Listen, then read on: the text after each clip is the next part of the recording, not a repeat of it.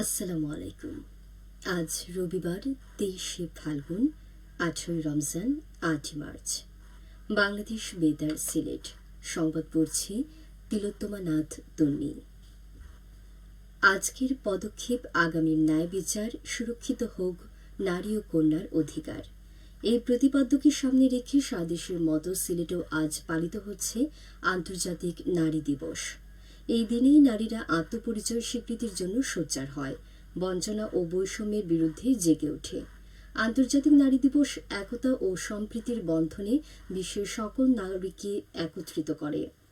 আমাদের সংবিধানও স্বীকৃতি দিয়েছে নারী অধিকারকে। অর্থনৈতিক ও সামাজিক ন্যায় বিচারকে চিহ্নিত করা হয়েছে সংবিধানের মূলনীতি হিসেবে। আর এতে বলা হয়েছে, সকল নাগরিক আইনের দৃষ্টিতে সমান এবং আইনের সমান আশ্রয় লাভের অধিকারী। রাষ্ট্র ও জনজীবনে সর্বত্র নারী পুরুষ সমান অধিকার লাভ করবেন। এই দিনটিকে মূলত নারীদের সামাজিক, অর্থনৈতিক, সাংস্কৃতিক এবং রাজনৈতিক নানা অধিকার অর্জনের দিন বলেই ঘোষণা দেওয়া হয়েছে। 19 শতাব্দীর গোড়া থেকে বিশ্বব্যাপী পালন করা হচ্ছে দিবসটি। তবে 1975 সালে দিনটিকে জাতিসংঘ স্বীকৃতি দিয়ে সারা বিশ্বে পালনের আহ্বান জানায়। দিবসটি উপলক্ষে মহিলা ও শিশু বিষয়ক মন্ত্রণালয় অদম্য নারী পুরস্কার কার্যক্রমের আওতায় গণতন্ত্রের মানসকন্যা খালেদা জিয়াকে গণতন্ত্রের অগ্রযাত্রায় শ্রেষ্ঠ অদম্য নারীর সম্মাননায় ভূষিত করা হচ্ছে। আজ রাজধানীর ওসমানী মিলনায়তনে আয়োজিত অনুষ্ঠানে খালেদা জিয়াকে এই সম্মাননা প্রদান করা হবে। অন্যান্য বছরের ন্যায় এবছরও 5টি ক্যাটাগরিতে 5 জন নারীকে শ্রেষ্ঠ অদম্য নারী হিসেবে পুরস্কার প্রদান করা হবে।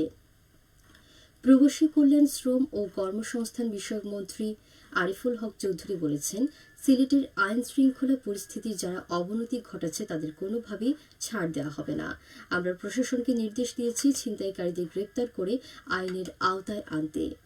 সন্ত্রাস চাঁদাবাজদের বিরুদ্ধে প্রধানমন্ত্রী জিরো টলারেন্স ঘোষণা করেছেন। তিনি গতকাল সিলেট নগরীর মির্জাজাঙ্গাল এলাকায় হোলি উৎসব অনুষ্ঠানে এসব কথা বলেন। মন্ত্রী আরও বলেন, হোলি উৎসব মণিপুরী সম্প্রদায়ের একটি ঐতিহ্যবাহী উৎসব। মণিপুরী জনগোষ্ঠীর বিভিন্ন সমস্যা রয়েছে, সেগুলো সমাধানে সরকার কার্যকর পদক্ষেপ নেবে। হোলি উৎসব অনুষ্ঠানের উদ্বোধন করেন সিলেটে নিযুক্ত ভারতের সহকারী হাইকমিশনার অনিরুদ্ধ দাস। অনুষ্ঠানে বিশেষ অতিথি হিসেবে উপস্থিত ছিলেন সিলেট সিটি কর্পোরেশনের প্রশাসক আব্দুল কাইম চৌধুরী। সিটি কর্পোরেশনের প্রশাসক বলেন, আমরা শান্তির সিলেট চাই, তাই অপরাধীদের বিরুদ্ধে ব্যবস্থা নেওয়ার জন্য প্রশাসনকে নির্দেশ দেওয়া হয়েছে। পাশাপাশি কেউ উদ্দেশ্যমূলকভাবে আইন শৃঙ্খলার অবনতি ঘটাচ্ছে কিনা সে বিষয়টিও দেখা হবে। পরে মন্ত্রী সার্কিট হাউসে বাংলাদেশ কৃষি উন্নয়ন কর্পোরেশন সিলেটের কর্মকর্তার সাথে কৃষি খাতে চলমান প্রকল্পগুলো নিয়ে বৈঠক করেন। এ সময় তিনি শুষ্ক মৌসুমী কৃষকদের চাষ নির্বিঘ্ন রাখতে সেচ প্রকল্প এবং জনগণের জন্য উপকারী কাজগুলো দ্রুত শেষ করার নির্দেশনা প্রদান করেন। এ সময় জেলা প্রশাসক মোহাম্মদ সারওয়ার আলম উপস্থিত ছিলেন।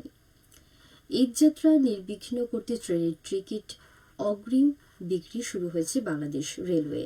আজ বিক্রি হচ্ছে 18 মার্চের টিকিট। এছাড়া বাংলাদেশ রেলওয়ের 19 মার্চের টিকিট 9 মার্চ পাওয়া যাবে। এই যাত্রার শতভাগ টিকিট অনলাইনে বিক্রি হচ্ছে।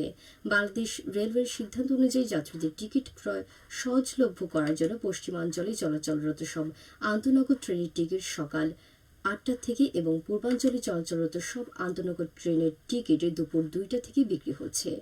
জনগণের চাহিদা মোতাবেক জ্বালানি তেল সরবরাহ সমুন্নত রাখার লক্ষ্যে জ্বালানি ও খনিজ সম্পদ বিভাগ যানবাহন ভিত্তিক দৈনিক জ্বালানি তেল সরবরাহের পরিমাণ নির্ধারণ করে দিয়েছে। অকটেন বা পেট্রোল দৈনিক ট্রিপ প্রতি মোটরসাইকেলে 2 লিটার, প্রাইভেট কারে 10 লিটার, মাইক্রোবাস জিপে 20 থেকে 25 লিটার এবং ডিজেল দৈনিক ট্রিপ প্রতি পিকআপ ও লোকাল বাসে 70 থেকে 80 লিটার, দূরপাল্লার বাস, ট্রাক, কাভার্ড ভ্যান 200 থেকে 220 লিটার। বিদ্যুৎ, জ্বালানি ও খনিজ সম্পদ মন্ত্রণালয়ের জনসংযোগ কর্মকর্তা প্রেরিত এক সংবাদ বিজ্ঞপ্তিতে এই তথ্য জানানো হয়।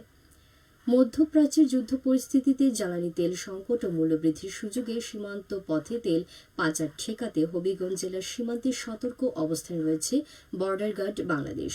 সীমান্তবর্তী বিভিন্ন এলাকায় নজরদারি জোরদার করতে চেকপোস্টে বসানো হয়েছে। পাশাপাশি বিশেষ টহল, গোয়েন্দা তৎপরতা বৃদ্ধি এবং সন্দেহভাজন পরিবহনে তল্লাশি কার্যক্রম বাড়ানো হয়েছে বলে জানিয়েছে হবিগঞ্জ ব্যাটালিয়ন বিজিবি। হবিগঞ্জ ৫৫ বিজিবির অধিনায়ক লেফটেন্যান্ট কর্নেল তানজিলুর রহমান জানান, বাজারে অস্থিরতা দেখা দিলেই কিছু অসাধু চক্র কৃত্রিম সংকট সৃষ্টি ও অধিক মুনাফার আশায় জ্বালানি মজুদ কিংবা পাচারের চেষ্টা করে। চলমান যুদ্ধ পরিস্থিতিতে সেই ঝুঁকি আরও বেড়েছে। পবিত্র মাহে রমজান উপলক্ষে এতিম শিশুসহ দুস্থ ও অসহায়ের মধ্যে ইফতার বিতরণ করা হয়েছে গতকাল মৌলভীবাজারে।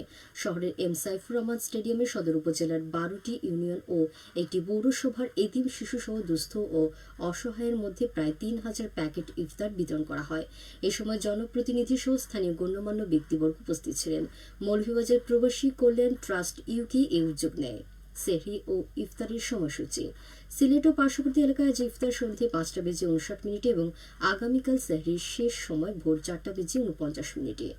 সব শেষে আবহাওয়া। আজ বেলা ১টা পর্যন্ত পূর্বাভাসে বলা হয়েছে সিলেট সহ পার্শ্ববর্তী এলাকার জন্য কোনো সতর্কবাণী নেই এবং কোনো সংকেতও দেখাতে হবে না। আজ সিলেটে সূর্যোদয় হয়েছে ৬টা বেজে ৮ এবং সূর্য অস্ত যাবে সন্ধ্যে ৫টা বেজে ৫৮। সংবাদ শেষ হলো।